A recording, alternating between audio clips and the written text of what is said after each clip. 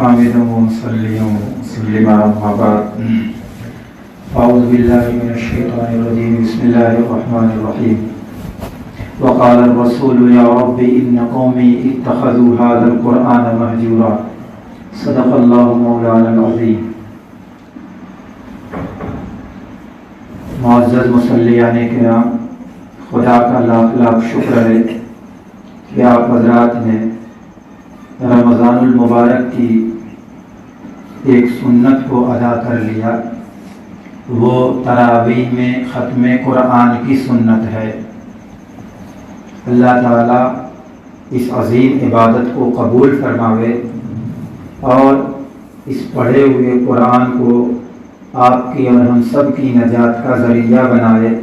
کل قیامت کے دن ہمارے لیے شفاعتی بنائے اور اس میں جو کمیاں کوتاہیاں ہم سے آپ سے ہوتی ہیں ہو رہی ہیں اللہ تعالیٰ اسے معاف فرماوے اور قرآن کریم سے وابستہ رہنے کی توفیق عطا فرماوے. ایک سنت رمضان المبارک کی اور ہے، وہ ہے پورے مہینے تراویح پڑھنا. یہ نہیں کہ قرآن آپ نے ختم کر لیا تو آپ کی ذمہ داری ختم ہو گئی، ایسا نہیں ہے، بلکہ تراویح پورے مہینے ہے. اس لیے آپ اپنے ذمے یہ لازم کر لیں کہ ہمیں چاند نظر آنے تک تراویح پڑھنا ہے انشاءاللہ. دوسری بات یہ ہے کہ اللہ رب العزت کا بڑا فضل احسان کرم انعام ہے کہ اللہ رب العزت نے ہمارے بیچ حفاظ کرام کا وجود بخشا جو ہمیں تراویح کی نماز میں قرآن سناتے ہیں. ہمیں ان حفاظ کرام کا احترام کرنا چاہیے، اکرام کرنا چاہیے، قدر کی نگاہ سے دیکھنا چاہیے اور ان حفاظ کرام کو بھی چاہیے کہ معیاری زندگی گزاریں، عامیانہ زندگی نہ گزاریں. ظاہر ہے جس کو ہم اپنا امام بنانے جا رہے ہیں وہ اگر ایک عام آدمی ہوگا تو ہر چھوٹا بڑا انگلی اٹھائے گا. ہر کوئی چاہتا ہے کہ ہمارا امام ہم میں سے بہتر ہو. تو اگر کوئی امام ہو اور وہ لوگوں میں گھٹیا عمل کرتا ہو تو اسے پسندیدگی کی نگاہ سے نہیں دیکھا جاتا. اس لیے اپنے کردار کو ہم سب کو درست کرنے کی جہاں ضرورت ہے، بطور خاص علماء، حفاظ، قوم کے رہبر اور جو ذمہ دار حضرات ہیں انہیں اور زیادہ اپنے اخلاق کو، اپنے اعمال کو درست کرنے کی ضرورت ہے. تیسری بات یہ عرض کرنی ہے کہ قرآن کریم یہ ہدایت کی کتاب ہے. ان ھذا القرآن یہدی للتی ہی اقوم. قرآن میں جگہ جگہ فرمایا گیا کہ ھدی للناس، یہ لوگوں کے لیے ہدایت کا سامان ہے. ھدی للمتقین، متقیوں کے لیے اس میں ہدایت کی چیز ہے. ہدایت کے معنی رہنمائی، کیونکہ یہ قرآن سیدھا راستہ دکھاتا ہے. ظاہر قرآن کریم اللہ رب العزت کا میسیج ہے. میسیج تو ہر کوئی سمجھتا ہے نا، جس کو ہم لوگ پیغام کہتے ہیں، بات کہہ لیجیے. اللہ رب العزت کی بات ہے، اللہ کا میسیج اور پیغام ہے. اب آپ ہی ذرا سوچئے کہ آپ کو انگریزی زبان نہیں آتی اور آپ کے موبائل میں انگریزی میں میسیج آیا تو آپ کیا کرتے ہیں؟ کسی اہم شخص کے نمبر سے میسیج آیا ہوا ہوگا تو کیا آپ اسے بس دیکھ لیتے ہیں، سمجھنے کی کوشش نہیں کرتے؟ ایسا نہیں کرتے نا. بلکہ اگر کسی اہم شخص کا میسیج ہے تو خود کوشش کرتے ہیں، نہیں سمجھ میں آتا ہے تو گوگل ٹرانسلیٹر سے اس کو ٹرانسلیٹ کرتے ہیں، یعنی اس کا ترجمہ کرنے کی کوشش کرتے ہیں. وہ نہیں ہو پاتا تو کوئی جانکار ہوتا ہے اس کے پاس پہنچتے ہیں. جو انگلش کا جانکار ہوتا ہے اس کے پاس جاتے ہیں، بھائی یہ فلاں شخص کی طرف سے بہت اہم آدمی ہے، اس کا میسیج آیا میں سمجھ نہیں پا رہا ہوں، ذرا سمجھا دیجیے. وہ سمجھاتے ہیں. آپ ذرا ایک بار سوچئے، قرآن کریم اللہ کا میسیج ہے، اس کی لینگویج عربی ہے، عربی زبان میں ہے. یہ میسیج ہمارے پاس آیا ہوا ہے.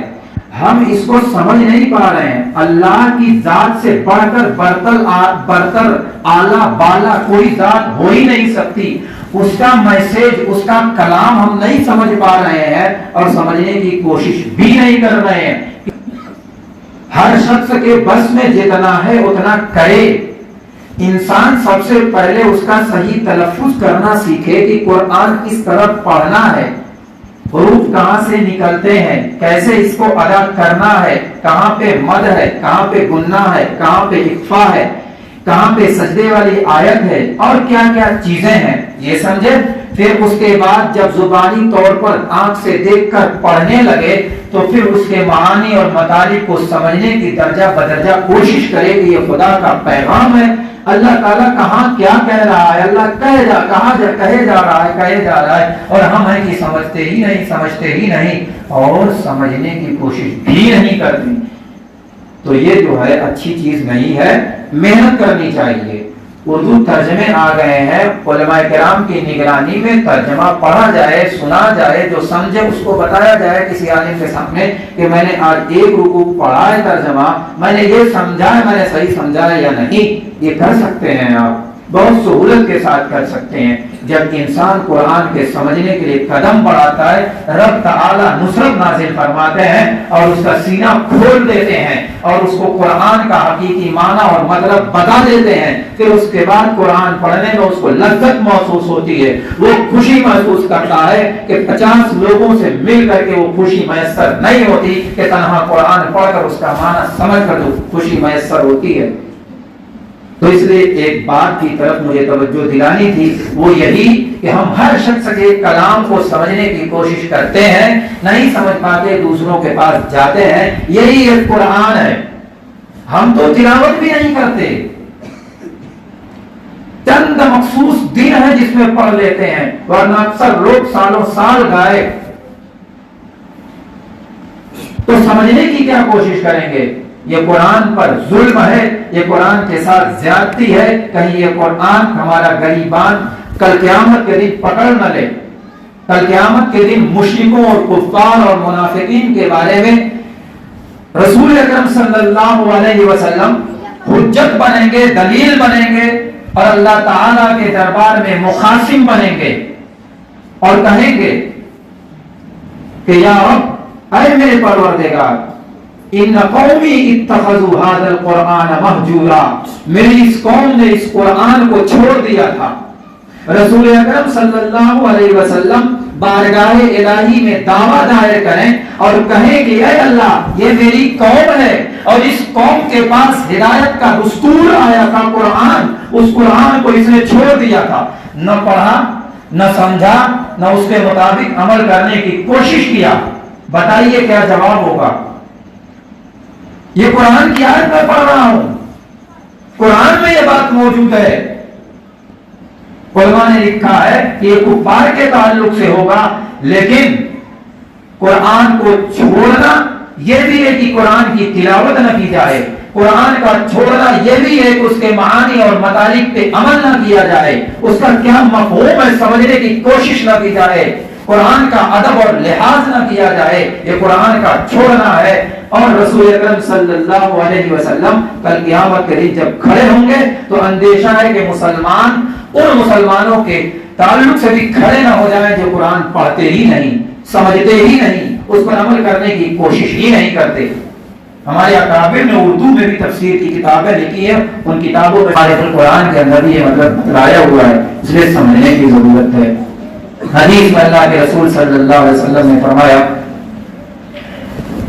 کہ اللہ تعالیٰ اس قرآن کے ذریعے ایک قوم کو سربلندی عطا فرماتا ہے. ان اللہ یرفع بہذا الکتاب اقواما ویضع بہ آخرین، اور ایک قوم کو اسی قرآن کی وجہ سے پستی عطا کرتا ہے.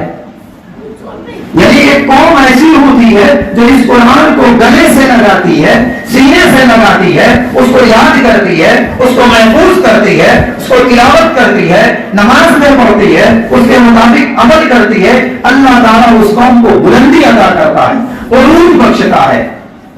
اور ایک دوسری قوم ہوتی ہے وَيَدْعُ بِهِ آخَرِينَ، اللہ تعالیٰ اس دوسری قوم کو پستی میں اور کھائی میں گرا دیتا ہے، مطلب یہ ہے کہ وہ قرآن کو پڑھتی نہیں، وہ قرآن کو سمجھتی نہیں، وہ قرآن کے معانی اور مطالب جو ہے اس کے مطابق عمل کرتی نہیں، اللہ کے احکامات اور اللہ کے میسج جو ہے اس پر عمل نہیں کرتی، تو اللہ تعالیٰ اس قوم کو پستی اور ذلت اور رسوائی کے گڈھے میں گرا دیتا ہے۔